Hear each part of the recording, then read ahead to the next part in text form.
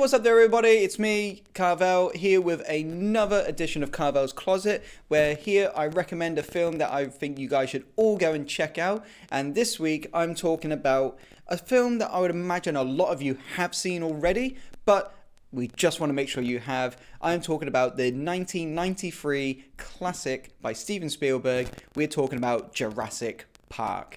Now, I'm pretty sure everyone has seen this film by now. If you haven't, you're really missing out. I'll give you a really brief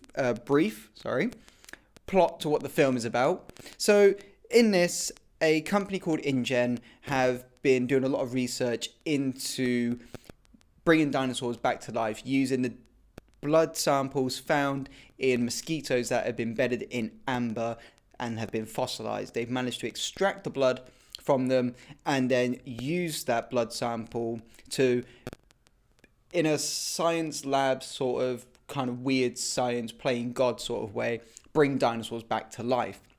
Now, through all of them doing this, they've created a Jurassic Park, and they are looking to get some professionals in the field of dinosaur research, like paleontologists and people like that. They gather them up and they get them to come and view the park and kind of just approve it. By having their names behind it, they will get the green light to open the park to the general public. So everyone can see dinosaurs in real life for the first time ever since they went extinct 65 million years ago. So we're told. But I don't want to give anything away from the film because it is such a great film. And again, if you haven't seen it, you really need to. And for those of you who have seen it, I'm sure you'll agree with me, it is an absolute classic of a film. And there is a great cast in this film as well. One of the main characters in this one is Richard Attenborough. Most of you will know him from being David Attenborough's brother. Obviously, David Attenborough, one of the most sort of treasured voices from England for all of his work on things like Walking with Dinosaurs and Blue Planet and everything like that. David Attenborough is an absolute treasure, but his brother Richard Attenborough is one of the main characters in this. You might have seen him in films such as Miracle on 34th Street remake, which came out in the 90s. Other actors you'll see in this that you'll definitely recognise: Sam Neill. A lot of you might remember him from starring in Tudors, the series, and he also is currently starring in Peaky Blinders. Now, he did do a lot of films back in the early as well, for films like Event Horizon is one of the big films he did.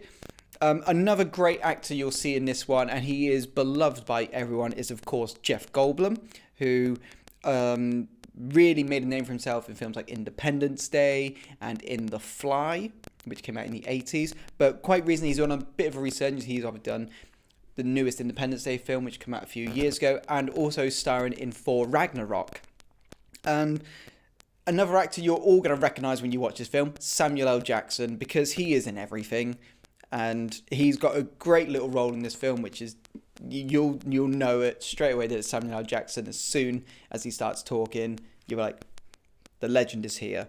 And another actor who a lot of you might recognise from other places is Wayne Knight. Now, he kind of plays a bit of a villain in this role, but you'll recognise him from starring in Space Jam and also from being in Third Rock from the Sun, which was an amazing TV show, which you should all go and check out as well. Now, of course, like I did mention at the very start of the video, this was directed by Steven Spielberg, and it is just shows you how amazing this guy is when he has that vision of how to bring a film to life. He's really done it in this one. You kind of see where he's had the influence from when he made films like The Goonies.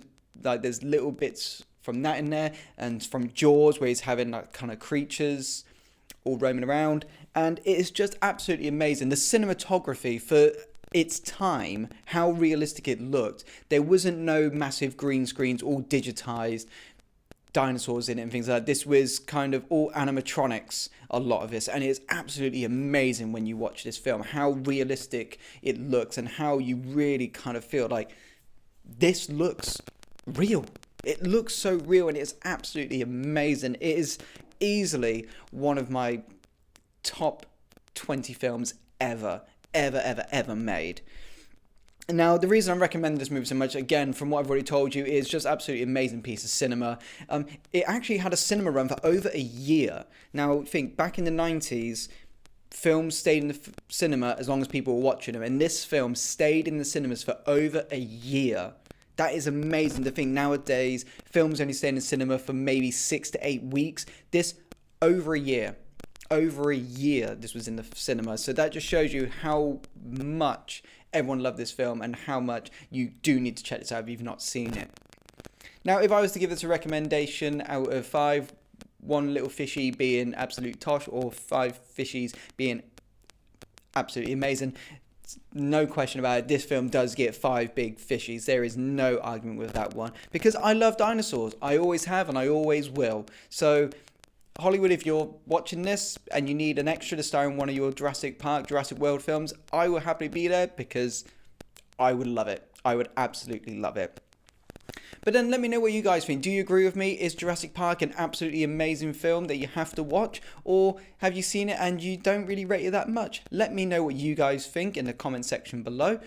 I'm always intrigued to know what you guys think. And also, if any of you guys have got any recommendations on films that I should check out and review, please leave a comment below. I will be doing my best to check out all the films that are recommended to me and to give a completely honest review here on this show. So thank you all very much for watching this video. I hope you found it quite interesting, should I say? And on behalf of myself and producer Adam, thank you all very, very much for supporting Carpe Diem and everything that we do. Don't forget to like our page, share our page, and subscribe to keep up with everything that's going on with Carpe Diem all the time. But until next time, I've been your host, Carvell. Thank you very much for watching, and make sure you check back next week for another film recommendation. You forgot another